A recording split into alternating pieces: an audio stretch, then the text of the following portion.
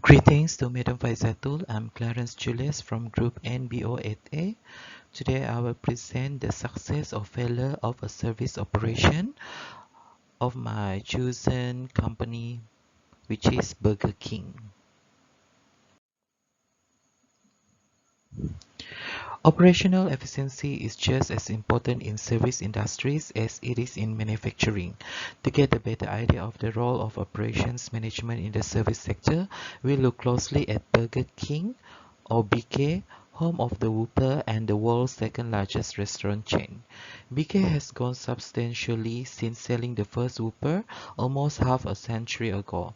The instant success of the fire grill burger encouraged the Miami founders of the company to expand by selling franchises. Today, there are 12,200 BK companies and independently owned franchise restaurants in 73 countries, 7,000 of which are in the United States, and they employ almost 40,000 people. When starting or expanding operation, businesses in the service sector must make a number of decisions.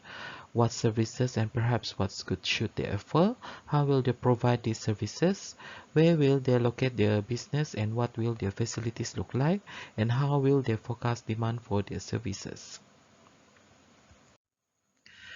Okay, now let's see how service firms like BK answers questions as these. Operations processes. Service organizations succeed by providing services that satisfy customer needs. Service providers that produce goods can, like manufacturers, adopt either a make-to-order or a make-to-stock approach to manufacturing them. BK, which encourage customers to customize burgers and other menu items, use the make-to-orders approach. BK can customize product because it builds sandwiches one at a time rather than batch process system.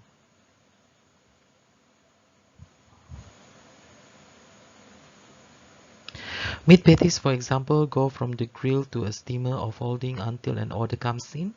Then the patty is pulled from the steamer and requested condiments are added. Finally, the completed sandwich shoots to a counter worker who gives it to the customer. In contrast, many of BK's competitors, including McDonald's, rely on a make-to-stock approach in which a number of sandwiches are made at the same time with the same condiments. If a customer wants, say, a hamburger without onions, he or she has to wait for a new batch of patties to be grilled. The procedure could take up to 5 minutes, whereas BK can process a special order in 30 seconds. Like manufacturers, service providers must continuously look for ways to improve operational efficiencies. Throughout its 60 years history, BK has introduced number of innovations that have helped make the company more efficient. BK, for example, was the first to offer drive-through service. It was also a BK Vice President David Sell to come up with the idea of moving the drink station from behind the counter so that customers could take over the time-consuming task of filling cups with ice and beverages.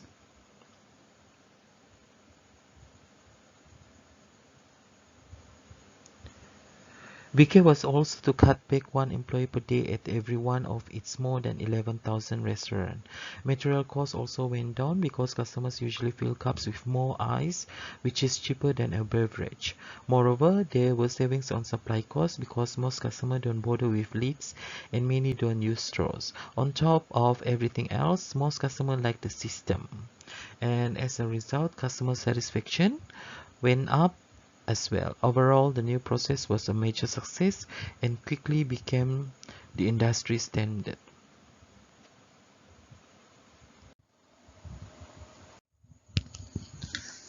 Okay, now we look on Burger King site selection.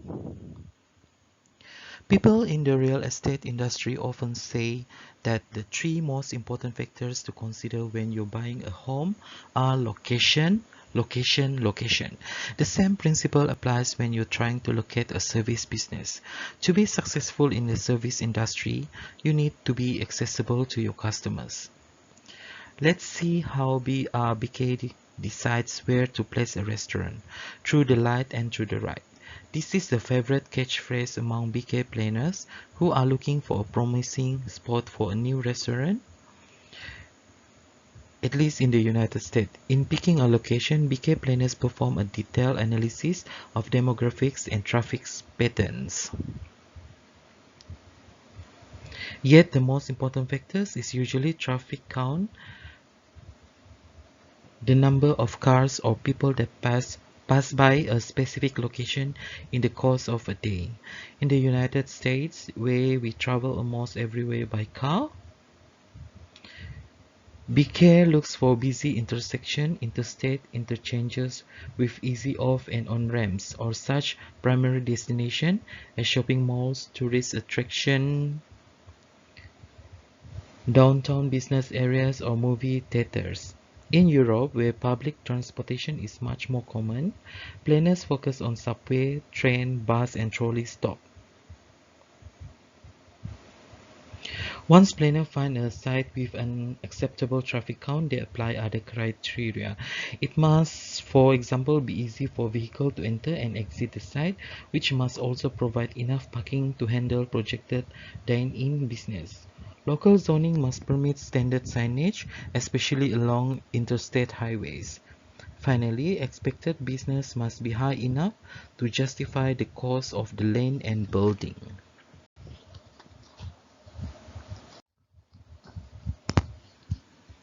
Okay, now we look Burger King's size and layout.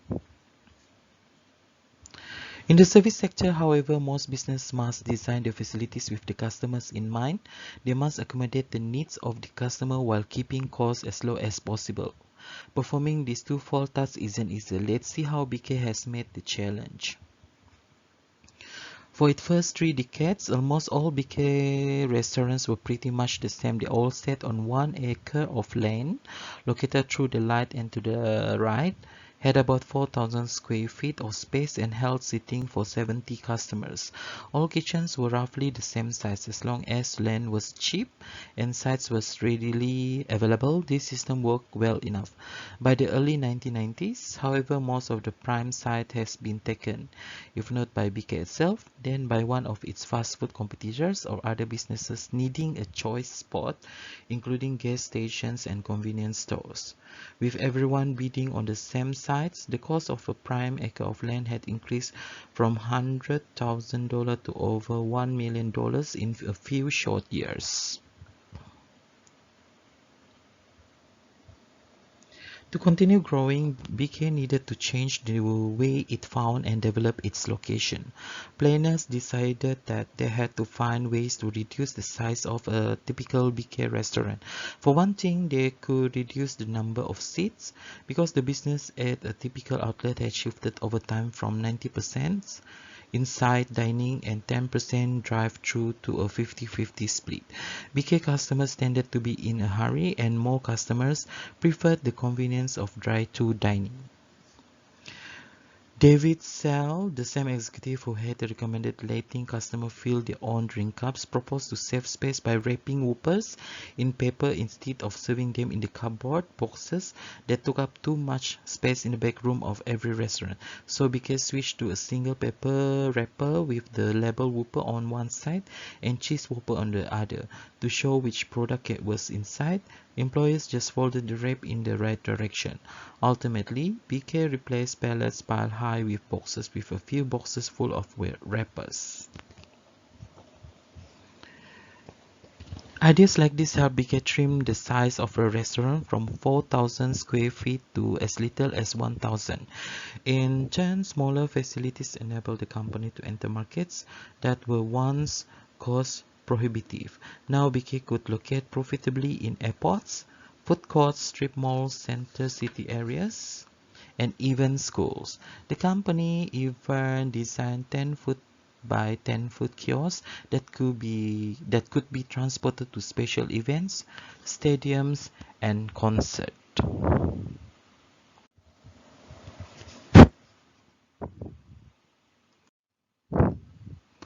Okay, now we looked on the capacity planning of Burger King. Service provider must consider many variables when estimating demand and capacity. How many customers will I have? When will they want my services? Which days of the week? Which time of the day? How long will it take to serve each customer? How will external factors such as weather or holidays affect the demand for my services? Forecasting demand is easier to companies like Burger King, which has a long history of planning facilities than for brand new service businesses. BK can predict sales for new restaurant by combining its knowledge of customer service patterns at existing restaurants with information collected about each new location, including the number of cars or people passing the proposed site and the effect of nearby competition.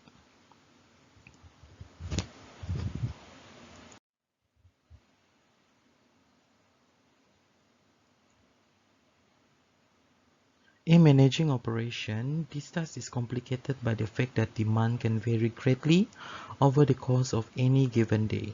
Managers therefore must pay particular attention to employee work schedules and in some cases inventory management. Let's see how BK deals with this problem. Scheduling in service organization, they focus on scheduling workers so that they're available to handle fluctuating customer demand. Each week, therefore, every BK store manager schedules employees to cover not only the peak periods of breakfast, lunch, and dinner, but also the slower periods in between.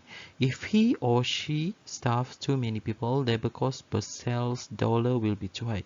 If they earn enough employees, customers have to wait in lines. Some get discouraged and even leave, and many may never come back.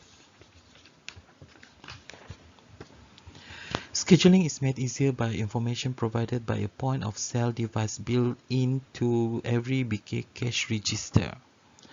The register keeps track of every sandwich, beverage, and side order sold by the hour, every hour of the day, every day of the week.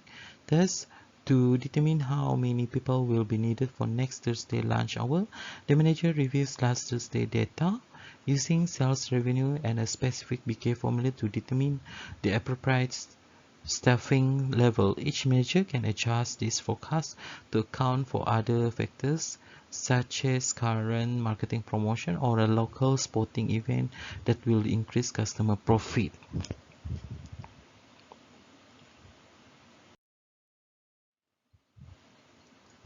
Inventory control. Businesses that provide both goods and services, such as retail store and auto repair shop, have the same inventory control problems as manufacturers. Keeping level too high costs money while running out of inventory cost sales.